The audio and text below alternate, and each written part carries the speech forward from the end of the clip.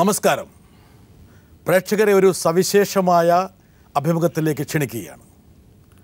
കേരളം കൊണ്ടാടിയ ആഘോഷിച്ച ഒരു അപസർപ്പക നായകൻ, സ്വർണ്ണക്കടത്ത് കേസിലെ പ്രതി, ഒരുപക്ഷെ കഴിഞ്ഞ വർഷം മാധ്യമങ്ങൾ ഏറ്റവും കൂടുതൽ റിപ്പോർട്ട് ചെയ്ത ഒരു കഥാപാത്രത്തെയാണ് ഞങ്ങൾ നിങ്ങളുടെ മുമ്പിൽ കൊണ്ടുവരുന്നത്.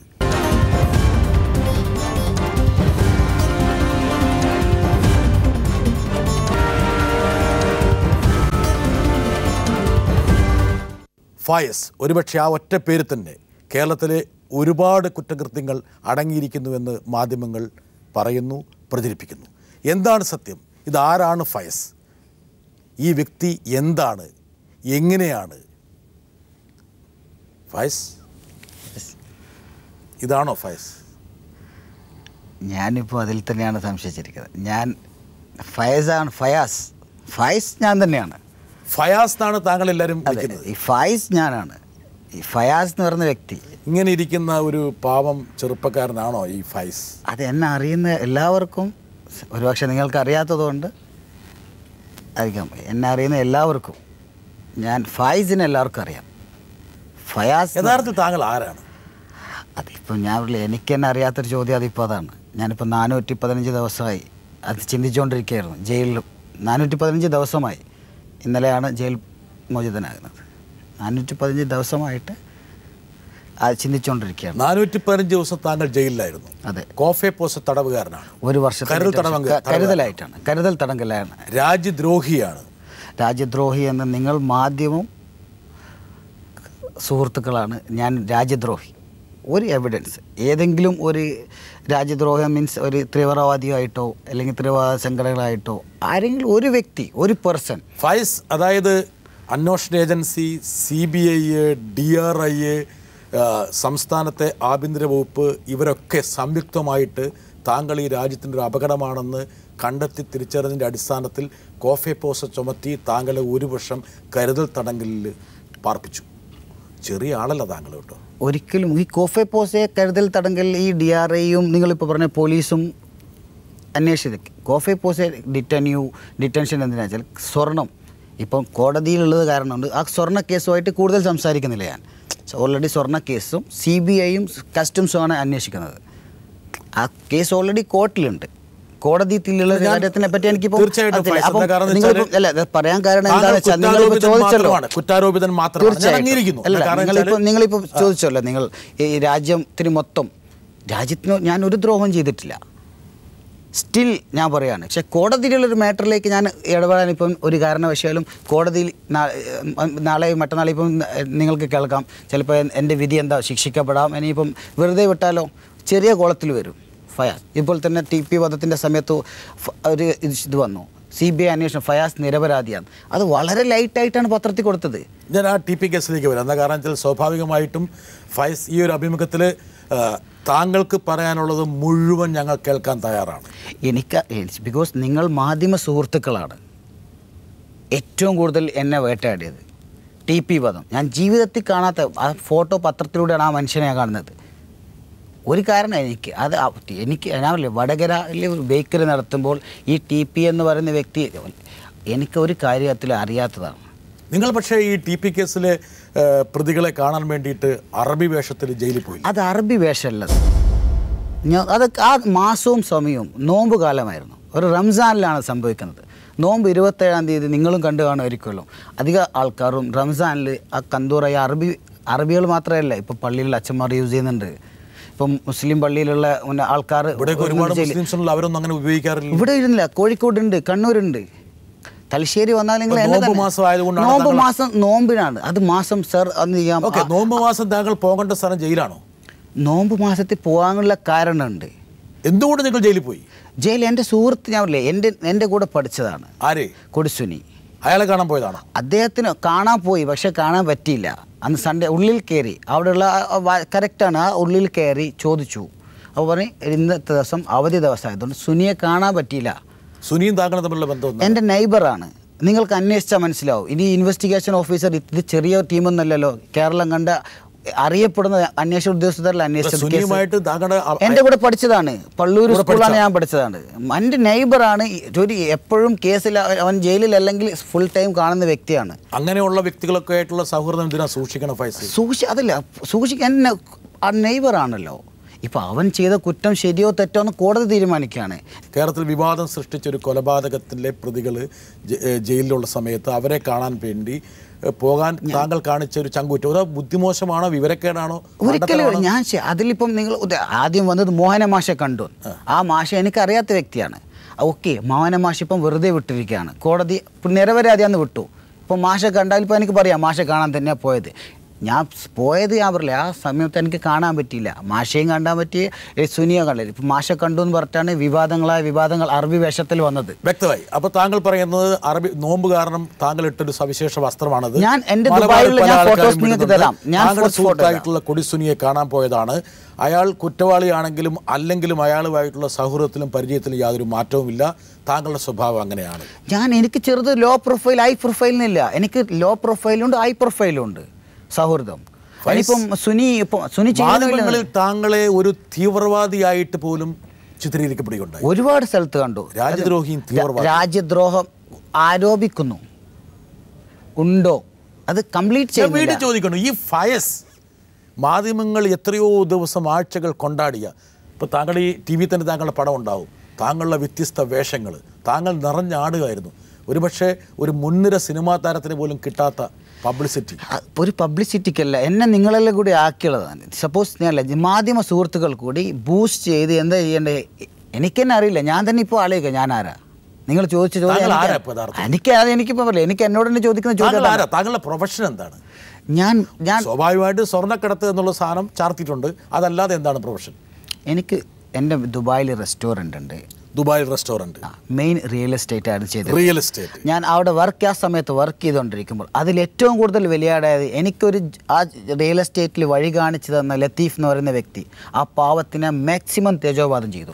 അയാളെ വൈഫിനെ കേസിൽ ഉൾപ്പെടുത്തി, അയാളെ വൈഫിനെ കേസിൽ ഉൾപ്പെടുത്താൻ കാരണം അയാളുടെ വൈഫിൻ്റെ പേരിലുള്ള ഒരു വില കൂടിയ കാറുമായിട്ട് താങ്കൾ കുറേ കാലം കേരളത്തിൽ വിലസി. അതെ, മാത്രമല്ല ആ കാർ സിനിമ പ്രൊഡക്ഷന് വേണ്ടി വിട്ടുകൊടുക്കുകയും ചെയ്തു. അത് അയാളെ സപ്പോസ് അയാളെ വേറെ എടുത്തു എന്നുള്ളൂ. ഞാൻ ഓർക്കുന്നില്ല. ശൃംഗാരവേല.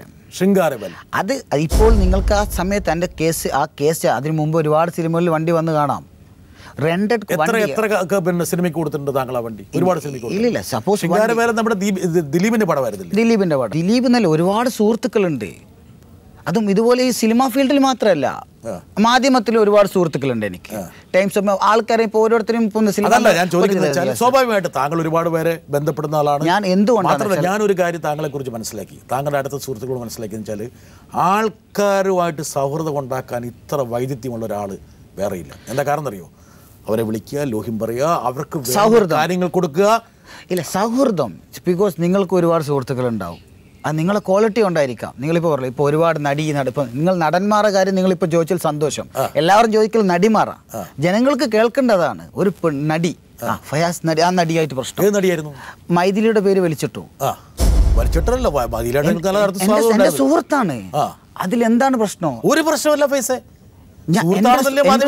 ഇപ്പൊ നാളെ ഒരു ഉദാഹരണത്തിന് മാത്രമല്ലല്ലോ, വേറെ സൗത്ത് ഇന്ത്യയിലെ വേറെ താരങ്ങൾ, മിസ് സൗത്ത് ഇന്ത്യ ഷാവിയ, അവർക്കാണ് ലൈഫ് സ്പോയിൽ ആയത്. ബിക്കോസ് അവരൊക്കെ എന്ത് ചെയ്തു, 4-5 സൈൻ ചെയ്ത പടം ക്യാൻസലായി. ഞാൻ എന്ത് കാരണം? എൻ്റെ ഒരു സൗഹൃദം കൊണ്ട്.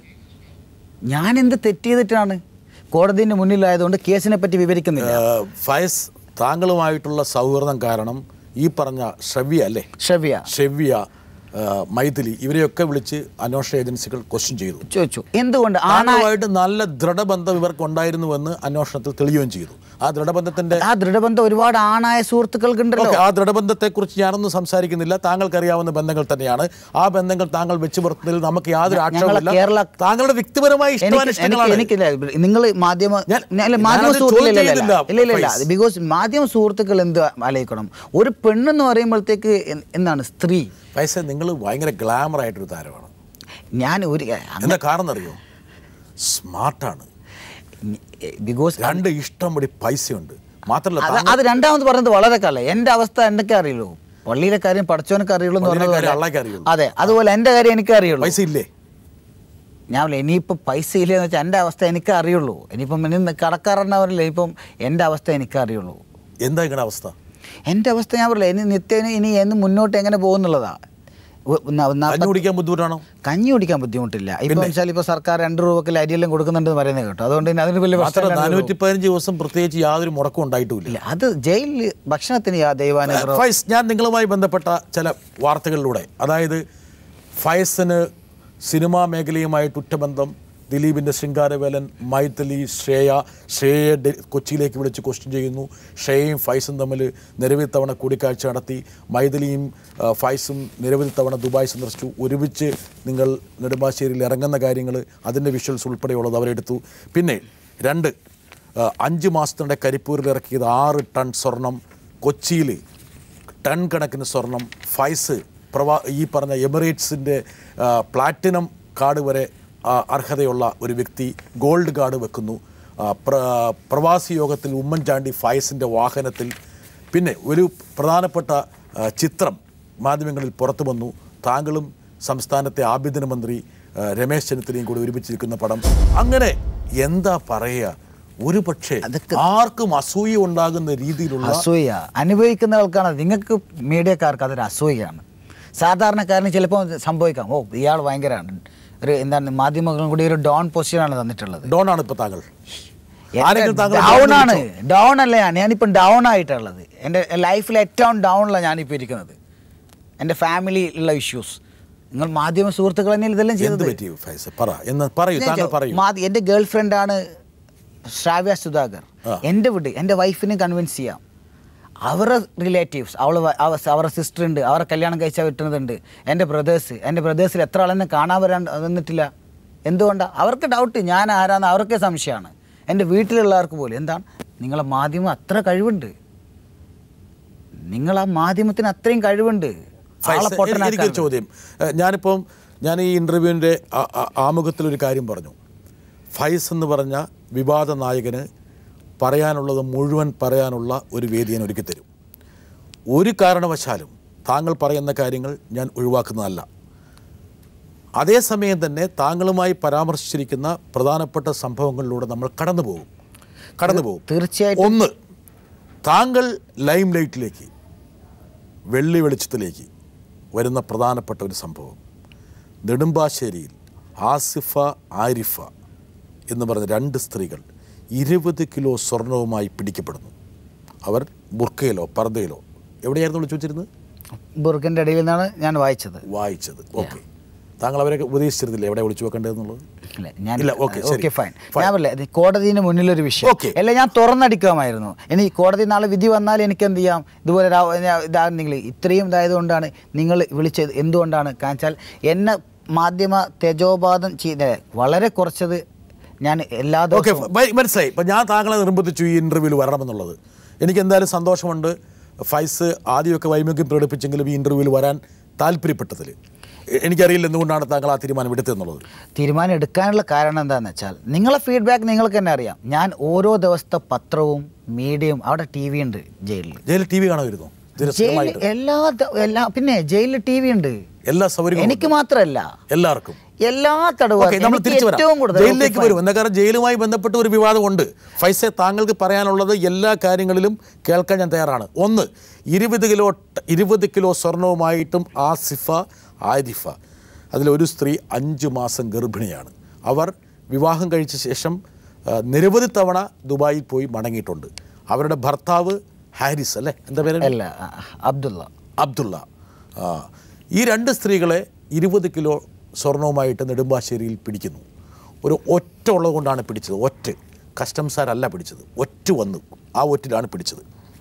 അവർ പറയുന്നു ഈ സ്വർണം ഞങ്ങൾക്ക് തന്നത്, ഞങ്ങളെ കൊണ്ട് ഈ സ്വർണം ഇങ്ങോട്ട് ക്യാരി ചെയ്യിപ്പിച്ചത് താങ്കളാണ്. ഞാനാ കൊണ്ട് കൊടുത്തത്. അവരുടെ മൊഴി ഫസ്റ്റ് മൊഴിയിലില്ല, രണ്ടാമത്തെ മൊഴിയിലില്ല.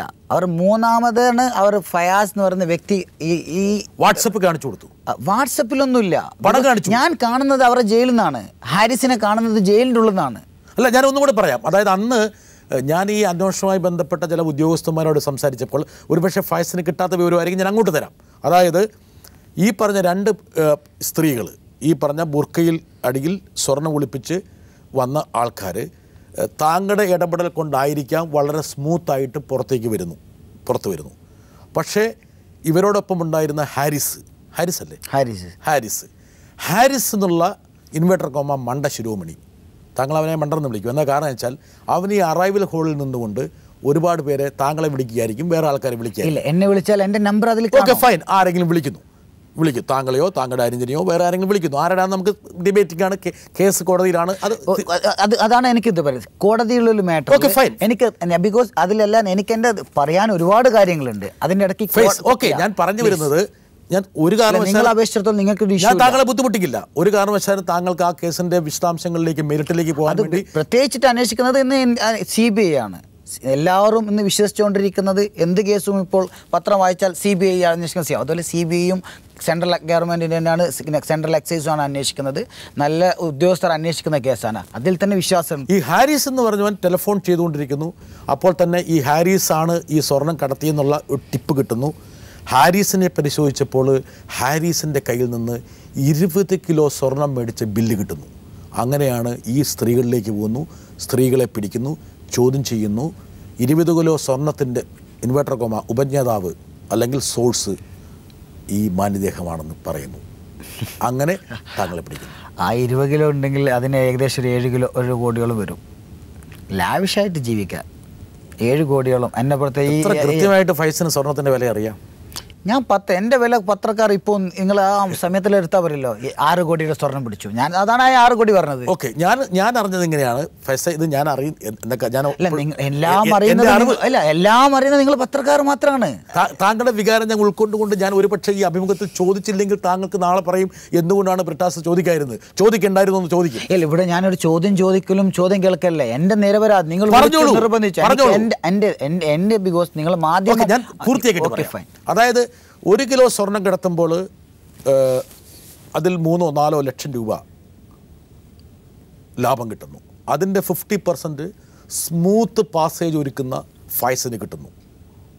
ഇതാണ് ഈ പറഞ്ഞ DRIയും CBI ഉൾപ്പെടെയുള്ള ആൾക്കാർ, ഉദ്യോഗസ്ഥന്മാർ പരസ്യമായി പറഞ്ഞത്. ആരോട് പറഞ്ഞു? മാധ്യമങ്ങളോട്. ഒരു ഉദ്യോഗസ്ഥനും പരസ്യമായിട്ട് അവരുടേതായ ഇൻവെസ്റ്റിഗേഷൻ നടന്നു വരുന്നുള്ളൂ. ഓക്കെ റൈറ്റ്, അവർ പറഞ്ഞിട്ടില്ല. എന്നോട് ചില ആൾക്കാർ പറഞ്ഞു എന്ന് വിചാരിച്ചോളൂ, ചില ഉദ്യോഗസ്ഥന്മാർ. അല്ല അങ്ങനെ ഓക്കെ ഫൈൻ. ഓക്കെ, അടുത്ത് കഴിഞ്ഞ് താങ്കളുടെ പേര് പറയുന്നതും താങ്കൾ നാട്ടിൽ കോഴിക്കോട് കരിപ്പൂരിൽ അതിനടക്കം ലാൻഡ് ചെയ്തിരുന്നു.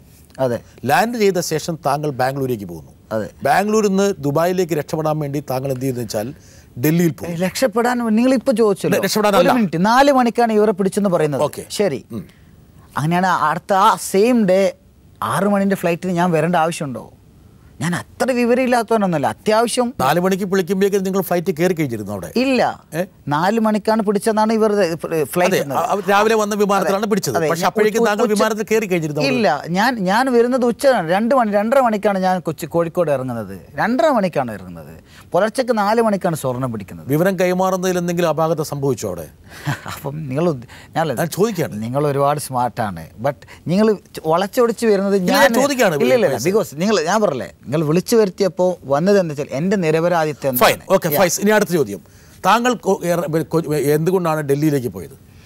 ഡൽഹിയിലേക്ക് പോയത് എന്തുകൊണ്ടാണെന്ന് വെച്ചാൽ എനിക്കവിടെ ഞാൻ പറയില്ല, റിയൽ എസ്റ്റേറ്റ് ആണ് എൻ്റെ ബിസിനസ്. Okay fine. എനിക്ക് ബേസ് ഉണ്ടാകാം, ഡൽഹിയിലുണ്ടാകാം, എനിക്ക് ചെന്നൈയിൽ ബയേഴ്സിനെ കാണാൻ പോയതാണ്. അതെ, ഡൽഹിയിൽ പോകാം. ഞാൻ അങ്ങനെ ഇതിലൊരു അക്യൂസ്ഡ്, സപ്പോസ് ഞാൻ പറയില്ല, ഇത് കോടതിന് മുന്നിലൊരു ഇഷ്യൂ ആണ്.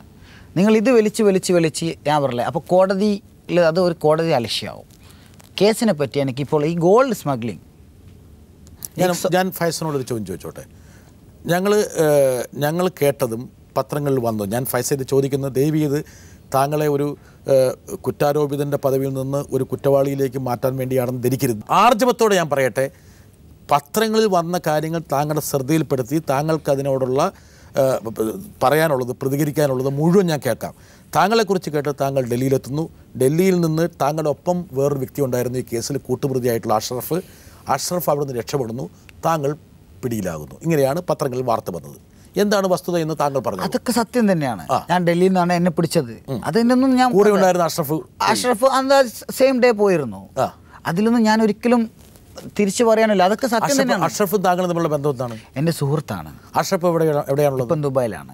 അഷ്റഫ് പിന്നീട് താങ്കളെ ബന്ധപ്പെട്ടിരുന്നോ? ഇല്ലില്ല. അഷ്റഫ് ഇപ്പോഴും പിടികിട്ടാത്തൊരു പുള്ളിയാണ്. അതെ, അപ്പം അത് അറിയില്ല. എനിക്ക് അതിനെപ്പറ്റി കൂടുതൽ കേസ് ഞാൻ 2 ദിവസമായിട്ടുള്ളൂ. ഇപ്പം ഇന്നലെ 11-ാം താങ്കൾ 415 ദിവസം ഈ പറഞ്ഞ പോലെ അഴിയെണ്ണി കഴിഞ്ഞപ്പോൾ, അല്ലെങ്കിൽ ഒരുപാട് ജീവിതത്തിൻ്റെ പല വശങ്ങളും തിരിച്ചറിഞ്ഞുകൊണ്ട് യാതന അനുഭവിച്ച്, ത്യാഗം അനുഭവിച്ച്, കഷ്ടപ്പാട് അനുഭവിച്ച് ജയിലിൽ കഴിഞ്ഞപ്പോൾ താങ്കളുടെ ഉറ്റ സുഹൃത്തായ അഷ്റഫ് താങ്കളെ ബന്ധപ്പെടാൻ ശ്രമിച്ചു?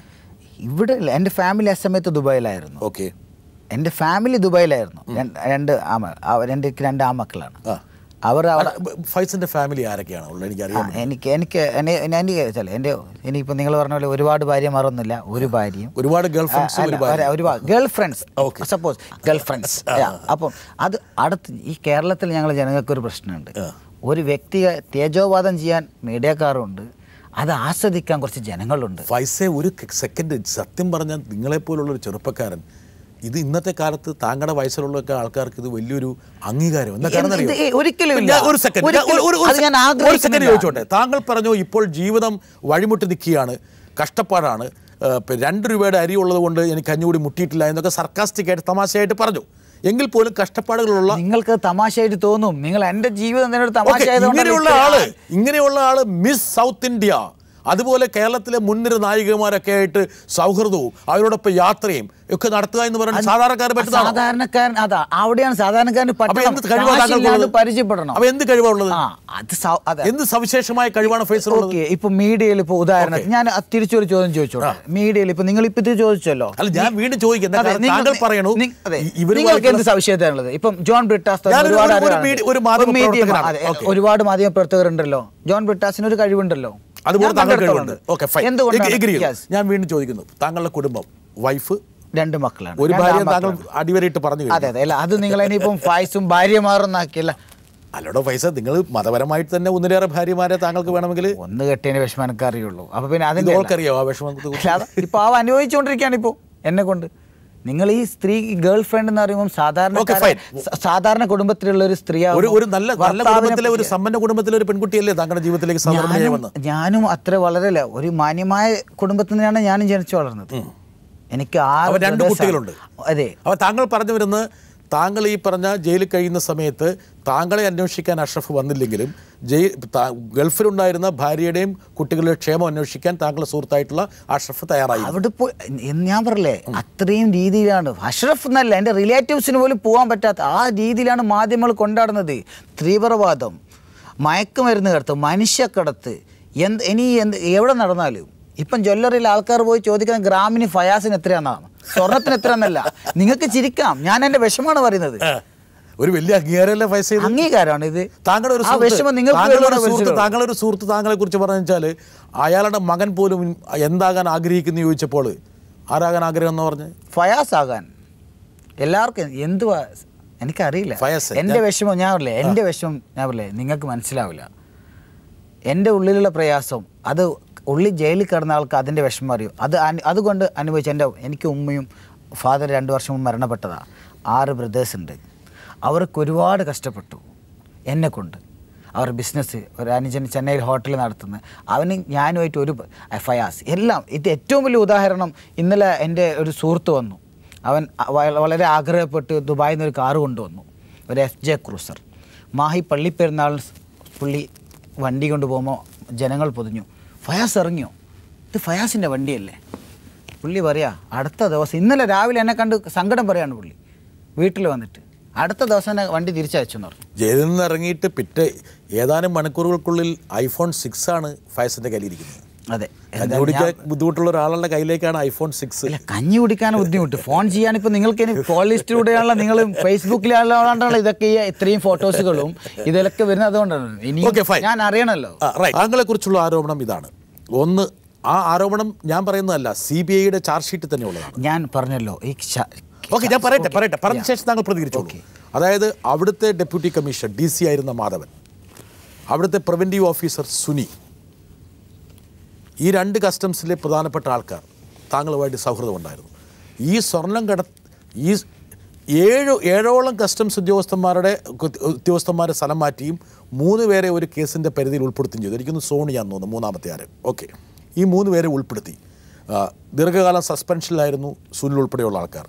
അത് മാത്രവുമല്ല, ഈ സ്വർണം കടത്തിക്കൊണ്ട് വന്ന ഇവർ താങ്കൾ കൊടുത്തയച്ച ഒരു ടെലിവിഷൻ ഈ ഒരു കസ്റ്റംസ് ഓഫീസർക്ക് വേണ്ടി അതും കൊണ്ടുവന്നിരുന്നു.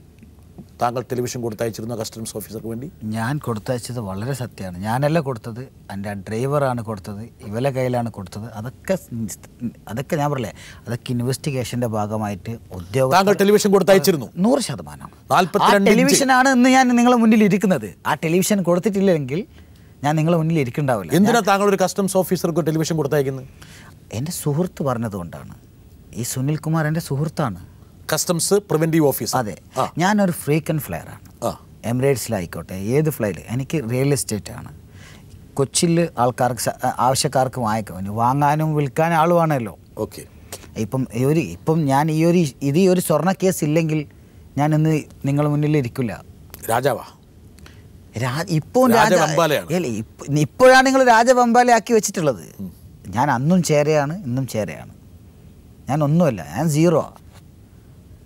ഒരാൾ ഞങ്ങൾ അല്ലേ, എൻ്റെ മുന്നിൽ ഒരാൾ വലുതുള്ളൂ, റബ്ബ് മാത്രമേ ഉള്ളൂ, ബാക്കിയെല്ലാം സീറോ. ഇപ്പോൾ താങ്കൾ പറഞ്ഞൊരു പോയിന്റ് ഉണ്ട്, അതായത് ഒന്ന്, ആ ടെലിവിഷനാണ് താങ്കളുടെ ഇന്നത്തെ ഏറ്റവും വലിയ പ്രതിസന്ധിക്ക് കാരണം. ആ ടെലിവിഷൻ കൊടുത്തു വിട്ടില്ലായിരുന്നെങ്കിൽ ഈ സ്വർണവും ടെലിവിഷനും തമ്മിൽ കണക്ട് ചെയ്ത് താങ്കളിലേക്ക് വരില്ലായിരുന്നു താങ്കൾ പറഞ്ഞു, അല്ലേ? ഞാൻ പറഞ്ഞില്ലേ, അത് 100%. പക്ഷേ ഇത് CBI ഇൻവെസ്റ്റിഗേഷനും കഴിഞ്ഞിട്ടില്ല. CBI ഇൻവെസ്റ്റിഗേഷൻ നടന്നുകൊണ്ടിരിക്കുകയാണ്, കസ്റ്റംസിൻ്റെ ഇൻവെസ്റ്റിഗേഷൻ നടന്നുകൊണ്ടിരിക്കുകയാണ്, കോർട്ടിലാണുള്ളത്. അതുകൊണ്ട് കേസുമായിട്ട് യാതൊരു തരത്തിൽ എനിക്കൊന്നും സംസാരിക്കാൻ എനിക്ക് ഇൻട്രസ്റ്റ് ഇല്ല. എന്തുകൊണ്ടാണെന്ന് വെച്ചാൽ അത് വേറെ ഒരു ബുദ്ധിമുട്ടാകാൻ പാടില്ല. നിങ്ങൾ വിളിച്ചു, എൻ്റെ തീവ്രവാദവും എനിക്ക് പറയാനില്ല, മനുഷ്യക്കടത്ത്, ഒരു വ്യക്തി താങ്കൾക്ക് ഈ പറഞ്ഞ പോലെ താങ്കളെ തീവ്രവാദി എന്ന് പല ആൾക്കാരും രാഷ്ട്രീയ നേതാക്കന്മാരെ ഉൾപ്പെടെയുള്ള ആൾക്കാർ താങ്കളെ വിശേഷിപ്പിച്ചു. എല്ലാ രാഷ്ട്രീയക്കാർ താങ്കൾക്ക് എല്ലാ രാഷ്ട്രീയക്കാരുമായിട്ട് ബന്ധമുണ്ട്? ഞാൻ പറയില്ലേ, എല്ലാ രാഷ്ട്രീയ പാർട്ടിയിലും എനിക്ക് സൗഹൃദങ്ങളുണ്ട്. ഞാൻ വർക്ക് ചെയ്തുകൊണ്ടിരുന്നത് അവിടെ ദുബായിൽ ഒരു അവിടെ ഷെയ്ഖിൻ്റെ കൂടെയായിരുന്നു. ഷെയ്ഖിൻ്റെ കൂടെ? അതെ, മക്തൂം പ്രോപ്പർട്ടി, ഷെയ്ഖ് ഹഷറൽ ബിൻ മക്തൂം എന്നാണ് അദ്ദേഹത്തിൻ്റെ. അതെ, ഈ ലത്തീഫിൻ്റെ കമ്പനി ഷെയ്ഖിൻ്റെ കമ്പനിയാണ്. ആ ലത്തീഫിൻ്റെ ആ കമ്പനിയിലുള്ളപ്പോൾ ആ പ്രിൻസാണ് പുള്ളി. ഓ, പ്രിൻസിൻ്റെ കമ്പനിയിലാണ് താങ്കൾ വർക്ക് ചെയ്തത്? അതെ. അപ്പോൾ അതുകൊണ്ട് താങ്കൾക്ക് ഒരുപാട് ആൾക്കാരുമായിട്ട് ബന്ധമുണ്ട്. അവിടെ വരുമ്പം സപ്പോസ് സ്വാഭാവികമായിട്ട് നിങ്ങൾ പറയില്ല, ഇപ്പം നിങ്ങൾ ഒരാളെ സ്വഭാവം അനുസരിച്ചിട്ട് നിങ്ങളിപ്പോൾ ഈ സ്വർണ്ണക്കടത്തൊന്നും ഇല്ലെങ്കിൽ സൗഹൃദം ചിലപ്പോൾ ഇതിപ്പോൾ അതിന് ഡബിൾ ആയിട്ടുണ്ടാവും. താങ്കളെ ദേശദ്രോഹി എന്ന് വിളിച്ചപ്പോൾ ചില BJP-ക്കാർ പോലും മുന്നോട്ട് വന്നിരുന്നു, താങ്കൾ ദേശദ്രോഹി തന്നെയാണ്. ഒരു BJP നേതാവും എന്നെ പറ്റി ഞാൻ രാജ്യദ്രോഹി എന്നോ ദേശദ്രോഹി എന്ന് പറഞ്ഞിട്ടില്ല. എന്താ അവർ പറയാം? നിങ്ങൾ പറ, എന്താ പറയാത്തതിന്റെ കാരണം? അവർക്കറിയാം ഞാൻ ആരാണ്. BJP RSS നേതാക്കളുമായിട്ട് ബന്ധമുണ്ടോ? ഞാൻ പറയില്ല, ബന്ധമുണ്ട്. ഇപ്പം ഞാൻ എനിക്ക് ബന്ധമുണ്ടോ ഇല്ലയോ എന്ന് ചോദിച്ചാൽ എനിക്ക് ബന്ധമില്ലാതെങ്കിൽ ഇപ്പം സപ്പോസ് അവർക്ക് എൻ്റെ നാട്ടിലുള്ള ബന്ധമുണ്ടോ ഇല്ലയോ? ബന്ധമുണ്ട്, സൗഹൃദങ്ങളുണ്ട്. താങ്കൾക്ക് ദേശീയ തലത്തിലുള്ള BJP നേതാക്കളുമായിട്ട് ബന്ധമുണ്ടോ? ദേശീയ തലത്തിൽ നിന്നല്ല, ദേശീയ തലത്തിൽ BJP-യിലുണ്ട്, കോൺഗ്രസിലുണ്ട്, എല്ലാ പാർട്ടിയിലും. ഞാൻ തിരിച്ചു വരാം. ഡൽഹിയിലെ ഉന്നത ബന്ധങ്ങൾ, ഇതുമായിട്ട് ബന്ധപ്പെട്ട വേറൊരു കഥയാണ്. അതായത് ഫൈസിന് ചില സമയത്ത് വളരെ സമർത്ഥനായ ഫൈസ് ഒരു ചെറിയ ഒരു എന്താ പറയണ്ടേ, ഒരു തലനാരിഴയ്ക്കാണ് കുടുങ്ങിപ്പോയത്.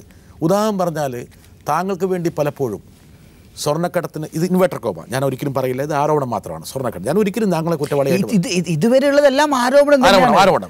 സ്വർണ്ണക്കടത്തിന് സഹായിച്ചിരുന്ന ഡൽഹിയിലെ ഉന്നത ഹസ്തങ്ങൾ ആ പുലർവേളയിൽ ഉറങ്ങിപ്പോയത് കൊണ്ടാണ് അവർ പിടിക്കപ്പെട്ടത്.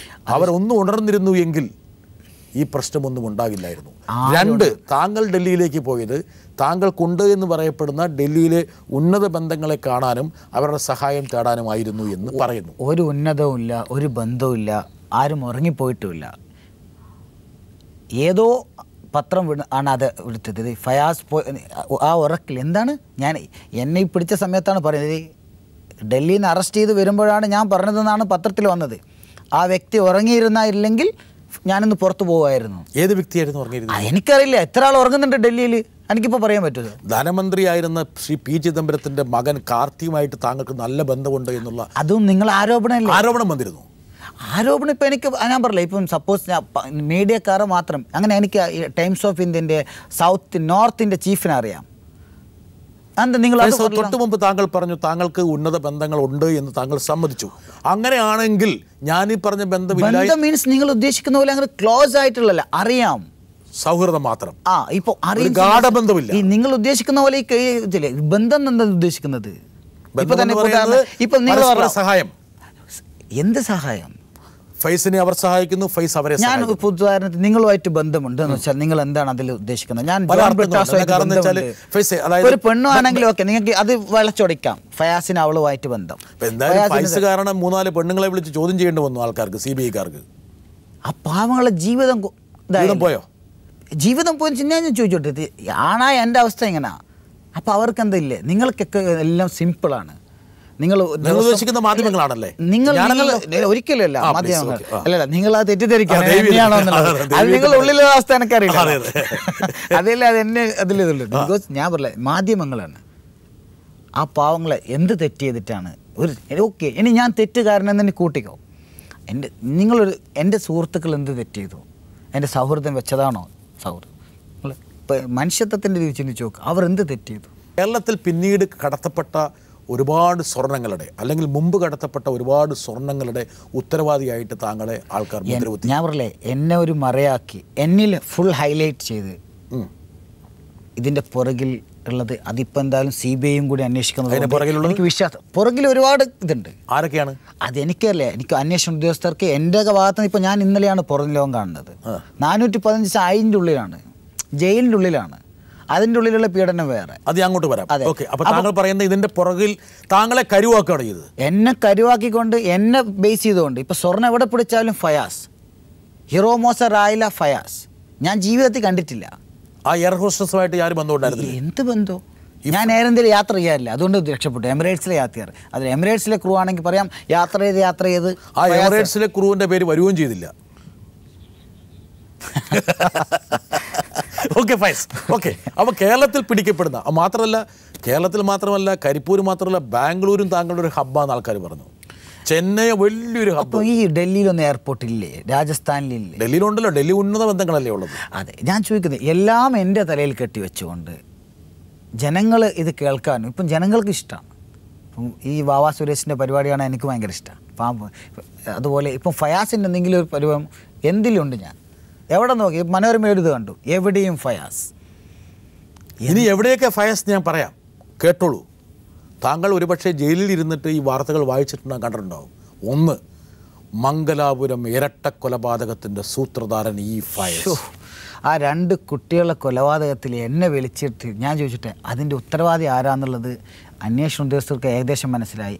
അത് ഞാനും ഇപ്പോൾ എന്ത് ചെയ്യുന്നുണ്ട്, അവൻ അവസാനമായി ദുബായിൽ യൂസ് ചെയ്ത നമ്പർ. ആര് യൂസ് ചെയ്ത നമ്പർ? ഈ പയ്യൻ, ഈ മരണപ്പെട്ട 2 പിള്ളേരുണ്ട്. അവർ അവസാനമായി ഉപയോഗിച്ച നമ്പറിൻ്റെ കോൾ ലിസ്റ്റൊക്കെ എടുത്ത് അത്യാവശ്യം ദുബായിൽ എനിക്ക് ഞാൻ പറയില്ല, അത്യാവശ്യം നല്ല ബന്ധങ്ങൾ, സൗഹൃദങ്ങൾ അറബികളായിട്ടുണ്ട്. അതെടുത്ത് അവനെ അവസാനമായി ആരാണോ ബന്ധപ്പെട്ടത്, ആരതാണോ ഗോൾഡ്, എന്തിനാന്നാ അവൻ്റെ കുടുംബവും. ഞാൻ ചോദിക്കട്ടെ, എൻ്റെ ഫാമിലി സ്വർണ്ണ കേസ് ഓക്കെ, അത് അന്വേഷിച്ചോട്ടെ, സ്വർണ്ണമാണ്. കൊലപാതകം, പിന്നെ മയക്കുമരുന്ന്. ഒന്നും കൂടെ തിരിച്ചു വരും. എന്താ കാരണം വെച്ചാൽ താങ്കൾ ഒരു പക്ഷേ ഈ സിനിമയിലൊക്കെ കാണുന്നതാണ് ഈ രംഗങ്ങൾ. എന്താ കാരണം എന്ന് വെച്ചാൽ അനാവശ്യമായിട്ട് ഒരു കേസിൽ ഒരാളെ പെടുത്തുന്നു, സിനിമയിലെ നായകൻ കേസിൽ പെടുന്നു, സിനിമയിലെ നായകൻ ജയിൽ ചാടുന്നു, ജയിലിൽ നിന്ന് പുറത്തു വരുന്നു. പുറത്തു വന്ന ശേഷം ആ നായകൻ എന്ത് ചെയ്തു, പാരലായിട്ടൊരു അന്വേഷണം നടത്തുന്നു. അന്വേഷണ ഏജൻസിയെ വെട്ടിച്ചുകൊണ്ട് യഥാർത്ഥത്തിൽ കൊടുക്കപ്പെട്ട അല്ലെങ്കിൽ ആരോപിക്കപ്പെട്ട കേസിൻ്റെ പൊള്ളത്തരം പുറത്തു വരുത്താൻ വേണ്ടിയിട്ട് അദ്ദേഹം സ്വന്തം പ്രയത്നത്താൽ ആ കേസിൻ്റെ നിജസ്ഥിതി പുറത്തേക്ക് കൊണ്ടുവരുന്നു. അതുപോലെ ഫയസ് ഇപ്പോൾ ജയിലിൽ നിന്ന് ഇറങ്ങി ഈ പറഞ്ഞ കൊല്ലപ്പെട്ട ആൾക്കാരുടെ കോൾ ലിസ്റ്റ് താങ്കളുടെ ദുബായിലെ ബന്ധങ്ങൾ വെച്ച് പരിശോധിച്ച് യഥാർത്ഥത്തിൽ ആ സ്വർണ്ണക്കടത്തിൻ്റെ പിന്നിലുള്ള കരങ്ങളെ 100% ഞാനില്ലേ എൻ്റെ മനസ്സാക്ഷിക്ക് വേണ്ടി കൊണ്ടുവരും.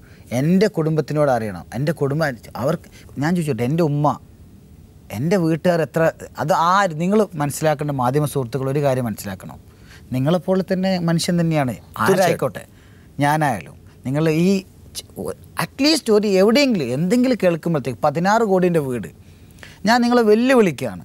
16 കോടി പോയിട്ട് 1 കോടി വാല്യൂ തരികയാണെങ്കിൽ ആ വീടിന് നിങ്ങൾ ഏറ്റവും നല്ലൊരു കോൺട്രാക്റ്റിനും കൂട്ടി വരണം. പറയാം, നിങ്ങളെന്നല്ലേ പറഞ്ഞത് 16 കോടിയുടെ ആടെ ബുള്ളറ്റ് പ്രൂഫ്. ഞാനെന്താ കാശ്മീർ ബോർഡറിലാണ് വീടെടുക്കുന്നത്, ബുള്ളറ്റ് പ്രൂഫ് വെച്ചിട്ട്. തീവ്രവാദിയല്ലേ? ആര് പറഞ്ഞു തീവ്രവാദി? നിങ്ങൾ തീവ്രവാദ ബന്ധം ഉന്നയിക്കുന്നു. രാജ്യത്തിൻ്റെ സാമ്പത്തിക സന്തുലിതാവസ്ഥയെ തകർക്കുന്ന രീതിയിലുള്ള കള്ളക്കടത്ത് നടത്തുന്ന ആളെ സംസ്ഥാന സർക്കാരിൻ്റെ അനുമതിയോടെ ഹൈക്കോടതിയുടെ അനുമതി കൂടിയിട്ട് കരുതൽ തടങ്കലിൽ 1 വർഷം വെക്കുന്നു. ചെറിയ കാര്യമല്ല ഫൈസൽ. കോഫെ പോസ്റ്റ് അത് കറക്റ്റാണ് നിങ്ങൾ പറഞ്ഞത്. അതിനാണ് കോടതി ഓൾറെഡി എനിക്ക് സുപ്രീം കോടതിയിൽ ഉണ്ട്, ഹൈക്കോടതിയിലാണ് എൻ്റെത് റിട്ടുള്ളത്, അതെൻ്റെത് സുപ്രീം കോർട്ടുണ്ട്, കോടതിയുണ്ട്. അതെ, കഴിഞ്ഞത് കൊണ്ട് കുഴപ്പമില്ല. 1 year ഡിറ്റൻഷൻ കഴിഞ്ഞത് കൊണ്ട് എൻ്റെ നിരപരാധിത്വം നാളെ കോടതിയിൽ ഞാൻ കേസ് വാദവും തുടങ്ങിയിട്ടില്ല. എനിക്ക് കോടതിയിൽ പരിപൂർണ വിശ്വാസമുള്ളത് കൊണ്ട് അത് കോടതിയിലെ കാര്യം കോടതിക്ക് വിട്ടു വരുന്നു. അപ്പോൾ താങ്കൾ പറയുന്നത് മംഗലാപുരം ഇരട്ടക്കൊലപാതക കേസിൽ താങ്കളെ ആരോപണത്തിന് യഥാർത്ഥ കക്ഷിയെ പുറത്തു കൊണ്ടുവരാൻ വേണ്ടി താങ്കൾ മനസാക്ഷിക്ക് വേണ്ടിയിട്ട് താങ്കൾ പ്രയത്നിക്കും 100%. എന്തുകൊണ്ട് ഈ പറയുന്ന വ്യക്തി മുഖം മൂടിയിട്ട് തലശ്ശേരി പത്രപ്രസ്ഥാനം നടത്തി? മംഗലാപുരം കൊലപാതകവുമായി ഫയാസിന് ബന്ധമുണ്ട്. എന്താണ് അവൻ്റെ മുഖത്ത് എന്താണ് പ്രശ്നം? അവനൊരു ആണാണെങ്കിൽ എന്ത് ചെയ്യണം? നേരവാ സംസാരിക്കണം. മുഖം മൂടിയിട്ടിട്ടല്ലേ സംസാരിക്കും. വലിയ തീവ്രവാദികളായിട്ട് ബന്ധമുള്ള ഫൈസവനെ ഫിനിഷ് ഓഫ് ചെയ്യില്ല. ഏത് വലിയ ഈ തീവ്രവാദി വലിപ്പം ഒന്ന് പറഞ്ഞു തരും. ആരാണ് ഈ തീവ്രവാദി? അവന് പേടിയായിരിക്കും ഫൈസനെ. ഞാൻ നോക്കുമ്പോൾ ഫൈസ് ഒരു സാധാരണ ചെറുപ്പക്കാരൻ, നല്ല ചുള്ളൻ, നമ്മുടെ നാട്ടിൽ പറഞ്ഞത്. അതെ, ഗ്ലാമർ. ഗ്ലാമറൊക്കെ നിങ്ങളെ കൂടി നശിപ്പിച്ചതാണ്. അതുകൊണ്ടാണല്ലോ ഒരുപാട് ആൾക്കാർ താങ്കളിലേക്ക് ഇങ്ങനെ ഇയാമ്പാറ്റ പോലെ വന്ന് അടുത്തത്. Okay, right. താങ്കൾ പറയുന്നത് താങ്കൾ സ്വന്തമായി അന്വേഷണം ആരംഭിച്ചു, കോൾ ലിസ്റ്റ് എടുത്തു. കോൾ ലിസ്റ്റ് കിട്ടിയോ? കോൾ ലിസ്റ്റൊക്കെ ഓൾറെഡി ഓൾമോസ്റ്റ് ഇപ്പം 2 ആളെ കിട്ടിയിട്ടുണ്ട്. കിട്ടി. അപ്പോൾ ഇനി ആ സമയത്ത് ഈ എയർപോർട്ടിൽ ഓക്കെ ഇനി ആ വിഷയം ഞാൻ പറഞ്ഞില്ലേ, ഈ മംഗലാപുരം ഇരട്ട കൊലപാതകവുമായി ബന്ധപ്പെട്ട് അതിൻ്റെത് യഥാർത്ഥത എന്തായാലും ഓൾറെഡി പ്രതികളെയൊക്കെ അറസ്റ്റ് ചെയ്തതാണ്. അവർ തമ്മിലുള്ള പ്രശ്നമാണ്. ഇത് ഈ സ്വർണം കൊടുത്തയച്ചതല്ല, പുള്ളിക്കാരൻ്റെ സ്വർണം ചീറ്റ് ചെയ്യപ്പെട്ടതാണ്. ആരാണോ കൊടുത്തയച്ചത് അവൻ്റെ സ്വർണം അവർ എന്ത് ചെയ്തു? ഫൈസ്, ഞാൻ ഒരു കാര്യം ചോദിച്ചോട്ടെ. ഒരു കണക്കിന് ഫൈസ് ദുബായിൽ വിരാജിച്ചുകൊണ്ടിരുന്ന നല്ല സൗകര്യത്തിൽ കഴിഞ്ഞ ഒരാളാണ്. ഫൈസിൻ്റെ ജീവിതരേഖ പരിശോധിച്ചപ്പോൾ ഒരുപക്ഷെ ഏതൊരു ചെറുപ്പക്കാരനും ഫൈസിൻ്റെ പ്രായത്തിലുള്ള ഏതൊരു പുരുഷനും അസൂയ സൃഷ്ടിക്കുന്ന രീതിയിലുള്ള വർണ്ണപ്പൊലിപ്പോടെ ജീവിതം നയിച്ച ആളാണ്. ആഡംബര കാറുകൾ, BMW, ഹമ്മർ, ഓട്ടി തുടങ്ങിയ കാറുകളിൽ ചീറിപ്പായുന്നു. വലിയ സൗഹൃദങ്ങൾ, ഉന്നത രാഷ്ട്രീയ ബന്ധങ്ങൾ, സിനിമാ ബന്ധങ്ങൾ, വലിയ സൗഹൃദങ്ങൾ. അങ്ങനെ വലിയ വലിയ ഹോട്ടലുകളിൽ താമസിക്കുന്നു. ആൾക്കാർക്ക് നിർലോഭമായിട്ട് ഗിഫ്റ്റുകൾ കൊടുക്കുന്നു. അങ്ങനെ സൗഹൃദത്തിൻ്റെ എന്താ പറയുക, ഒരു വലിയൊരു വർണ്ണപ്പൊലിമ സൃഷ്ടിച്ചുകൊണ്ട് ജീവിതം ആഹ്ലാദപൂർവ്വം ആഘോഷിച്ചിരുന്ന വ്യക്തിയാണ് ഫൈസ്. ആർക്കും അസൂയ സൃഷ്ടിക്കാം. ഇവിടെയാണ് ഇത്രയും പണം, ഇത്രയും ആഹ്ലാദിക്കാൻ ആർഭാടത്തിന് വേണ്ടി എവിടെ കിട്ടി?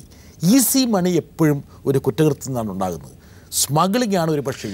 ഓക്കെ, ഈ സ്മഗ്ലിംഗ് നിങ്ങളെ അറിവ് ശരിയാണെങ്കിൽ ഇന്ത്യ ഗവൺമെൻറ് എപ്പോഴാണ് ഡ്യൂട്ടി എക്സൈസ് തീരുവ എപ്പോൾ വർദ്ധിപ്പിച്ചത്? വലിയ അധികം കാലമായില്ല തോന്നുന്നല്ലേ? ഓൾമോസ്റ്റ് എൻ്റെ അറിവ് ശരിയാണെങ്കിൽ ഇപ്പം എന്നെ 2 വർഷം ആയിട്ടില്ല. എന്നെ പിടിക്കുന്നതിൻ്റെ ഒരു 7 മാസം നാളെ ഞാൻ അന്വേഷിച്ചു. 5 മാസം 1 മിനിറ്റ് 2013 ജാനുവരിയിലാണ് അത് 0 എക്സൈസ് തിരിവ് ഉണ്ടായിരുന്നില്ല. ഒരു വ്യക്തിക്ക് 6 മാസം ദുബായിൽ 5 കിലോ സ്വർണം കൊണ്ടുവരാം. 10 ആയിരുന്നു, 5 കിലോ സ്വർണം കൊണ്ടുവരാം. അതിന് ആർക്കും അനുവാദം വേണ്ട. അത് ആർക്കാണ് യൂസ്? നിങ്ങൾക്ക് ചുമ്മാ നിങ്ങൾ സ്വർണം വാങ്ങിച്ചു കൊണ്ടുവരില്ല. നിങ്ങൾക്കത് ഓർണമെന്റ്സ് ആക്കി വിൽക്കാൻ വേണ്ട ആവശ്യക്കാരൻ മാത്രമേ കൊണ്ടുവരൂ. ഗവൺമെൻറ് മണി വാല്യൂ ഇഷ്യൂ വന്നപ്പോൾ എന്ത് ചെയ്തു? ഗോൾഡിന് എക്സൈസ് തീരുവ ഹൈ റേഞ്ചിലേക്ക് പോയി. ഇപ്പം നാളെ ഇപ്പോൾ ഉദാഹരണത്തിന് ടി വിക്ക് ഇപ്പോൾ 40% ഡ്യൂട്ടിയാണ്. ഇപ്പം നാളെ പറയാണ് ഷൂസിനൊക്കെ ഇനി ഇവിടെ ഇമ്പോർട്ട് ഡ്യൂട്ടി കൂട്ടുകയാണ്, മറ്റൊരു ചുമ്മാ ഒരു 100%. അപ്പോൾ ആൾക്കാർ എന്ത് ചെയ്യും? പിന്നെ അടുത്ത ഷൂസ് സ്മഗ്ലിംഗ്. പണ്ട് സിമെൻ്റ് ഒക്കെ ഉണ്ടെന്ന് പറയുന്ന പോലെ ഷൂസാണ്. അതുപോലെ എന്ത് ചെയ്തു? സർക്കാർ വന്ന് 15% ഈ ഇന്ത്യൻ റുപ്പിയുടെ ഈ ബാലൻസ് ചെയ്യാൻ വേണ്ടി അങ്ങോട്ട് 15% വെച്ചാൽ 10 ലക്ഷം രൂപേൻ്റെ ഗോൾഡ് വാങ്ങിച്ചാൽ 1.5 ലക്ഷം റുപ്യ ടാക്സാണ്. അത് വെട്ടിക്കാൻ വേണ്ടിയിട്ടാണ് ഇപ്പം ഈ സ്വർണം ഇറങ്ങുകയും എവിടെ പിടിച്ചാലും എൻ്റെ തലയിൽ വെക്കുന്നത്. അപ്പോൾ അങ്ങനെ വരുമ്പോൾ ഒരു കിലോ സ്വർണ്ണത്തിൽ എത്ര മാർജിൻ കിട്ടും ഇവിടെ വന്ന് ഇറങ്ങുമ്പോൾ? അത് ഞാൻ പറയല്ലേ, ഇപ്പം ഞാൻ നിങ്ങളോട് ചോദിക്കുകയാണ് എത്ര മാർജിനാണ്. ഇപ്പം നിങ്ങളാണല്ലോ എന്നെക്കാട്ടിയും കൂടുതൽ സ്വർണ്ണപ്പറ്റിനെ പറ്റി എന്നെ പറ്റിയും പഠിച്ചത്. എൻ്റെ ലൈഫ് സ്റ്റൈൽ പഠിച്ചത് നിങ്ങളാണ്. ഒരു സെക്കൻഡ്, ഞാൻ വീണ്ടും ചോദിക്കണം ഫൈസനോട്, ഈ ഡ്യൂട്ടിയിലുണ്ടായിട്ടുള്ള മാറ്റങ്ങളും 5%. ഞാൻ 1 വർഷം കിടന്നത് ജയിലില്ല. ഇത് മുഴുവൻ കോഫെ പോസ്റ്റ് എന്താണ് കോഫെ പോസ്റ്റ്? ഇത് കണക്ക് കൂട്ടിയപ്പോൾ താങ്കൾക്ക് മനസ്സിലായത് 1 കിലോ സ്വർണം ദുബായിൽ നിന്ന് കേരളത്തിൽ എത്തിച്ചു കഴിഞ്ഞാൽ അങ്ങനെ ഞാൻ എൻ്റെതാണ് ഈ 20 പിടിച്ചതെങ്കിൽ അല്ലേ ഇനി ഞാൻ ചെയ്തിട്ടാണെങ്കിൽ അവിടെ ദുബായിൽ നിന്നുകൊണ്ട് ഒരു വർഷം കൂടി ചെയ്തിട്ടൊക്കെ വന്നാൽ പോരെ. കോഫി പോസ്റ്റ് ഒന്ന് തന്നെയല്ലേ കോഫി പോസ്റ്റ്, ഒരു കോഫി പോസ്റ്റ് തന്നെയാണ്, ജയിലല്ലേ. മണ്ടത്തരാണെങ്കിൽ ഞാൻ അങ്ങനെ ഒരു ഇത്രയൊക്കെ നിങ്ങൾ പറഞ്ഞ ഈ സ്മാർട്ട്നെസ് കാട്ടുകയാണെങ്കിൽ ഞാൻ വരേണ്ട ആവശ്യമുണ്ടോ? നിങ്ങൾ എന്നെ ഇപ്പം വർണ്ണിച്ചല്ലോ. ഓക്കെ, ഞാൻ ചോദിച്ചു. ഓക്കെ, അപ്പോൾ താങ്കൾ സ്വർണം കടത്തിയിട്ടില്ല എന്ന് താങ്കൾ പറയുന്നു. ഞാൻ പറഞ്ഞു അത് ഇനി സ്വർണത്തിൻ്റെതും എനിക്ക് ദയവ് ചെയ്തിട്ട് എനിക്ക് ഈ ഇൻവെസ്റ്റിഗേഷനുമായി അപ്പൊ ഈ ആർഭാട ജീവിതത്തിന് താങ്കൾക്ക് ആർഭാട ജീവിതം നിങ്ങൾ ഉന്നയിക്കുന്നതല്ലേ? അതേ, ഉദാഹരണം പറഞ്ഞാൽ ഇപ്പം ആർഭാടം എന്നുള്ളത് ആപേക്ഷികമാണ്. എന്താ കാരണം വെച്ചാൽ താങ്കൾ ഈ പറഞ്ഞ പോലെ പറന്ന് കളിക്കുമ്പോൾ അത് ആർഭാടമാകില്ല. ഒരു സെക്കൻഡ് ഞാൻ ചോദിച്ചോട്ടെ. അപ്പൊ താങ്കൾക്ക് ആവശ്യത്തിന് പണം കിട്ടിയിരുന്നത് റിയൽ എസ്റ്റേറ്റിൽ ഞാൻ മാത്രമല്ല, ഇന്ന് എത്ര ആൾ കാശാക്കി കാണും? എത്ര പേരുടെ കാശ് പോയി? ഒരാൾക്ക് പോകാൻ മറ്റൊരാൾക്ക് കിട്ടുമോ? താങ്കൾക്ക് മുഴുവൻ കിട്ടിയിട്ടുള്ളൂ. എന്നെ അപേക്ഷിച്ചിടത്തോളം വാങ്ങാനും നിങ്ങൾ വാങ്ങിക്കാൻ. എവിടെയാണ് താങ്കളുടെ കച്ചവടം നടന്നത് മുഴുവൻ? കൊച്ചിയിലാണോ കോഴിക്കോടാണോ? എൻ്റെ ദുബായിലാണ് റിയൽ എസ്റ്റേറ്റ്. ദുബായിലാണ്. നിങ്ങൾ ആ കാർഡിൽ നോക്കിയേ, മക്തൂം പ്രോപ്പർട്ടീസ് എന്നുള്ളത് ലത്തീഫ് ബായ് എന്ന് പറയുന്ന പുള്ളി. ഞാൻ വടകരയിൽ നിന്ന് ബേക്കറിയിൽ ഒരു ഇഷ്യൂ വന്നു, വളരെ എനിക്കറിയാം. അതെ, നിങ്ങൾക്ക് അറിയാം. ലത്തീഫിന്റെ വൈഫിന്റെ പേരിലുള്ള കാറല്ലായിരുന്നോ മറ്റേ ശൃംഗാരവേനിൽ കൊടുത്തത്? അതെ. അതിന് മുമ്പ് ഏതോ ബൈക്ക് കൊടുത്തിരുന്നോ? ബൈക്ക് കൊടുത്തിരുന്നു. അതെ, അതേ സിനിമയ്ക്കായിരുന്നു. സിനിമക്കറിയില്ല, ചുമ്മാ ബൈക്ക് കൊടുത്തിരുന്നു. കൊടുക്കുക മീൻസ് വിൽക്കുക എന്നാണ് ഉദ്ദേശിച്ചത്. Okay, fine. എനിവേ, അപ്പം ലത്തീഫ് എന്ന് പറയുന്ന ആ പാവൻ ചെയ്ത തെറ്റെന്താണ്? എനിക്കൊരു ജോലി തന്നു. എനിക്ക് ബേക്കറി ബിസിനസ്സായിരുന്നു.